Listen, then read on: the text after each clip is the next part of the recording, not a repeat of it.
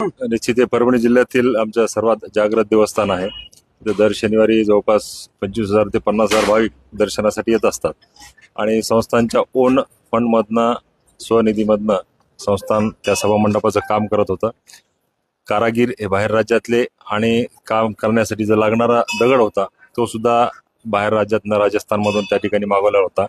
काम पूर्णत्वास आलेलं होतं, परंतु नेमकं घटना कशी घडली काय घडली अद्यापही इथल्या आत्ताच माझी संस्थांच्या काही पदाधिकाऱ्यांसोबत चर्चा चालू होती की एकाएकीच जे काही पिलर आपण उभं करतो त्यामध्ये कुठेतरी ते लॉक होण्यामध्ये काही दिरंगाई किंवा कामामध्ये काही कुचराई झाली असावी आणि त्यामुळंच ते एकाएकीच ते सभामंडप कोसळलं.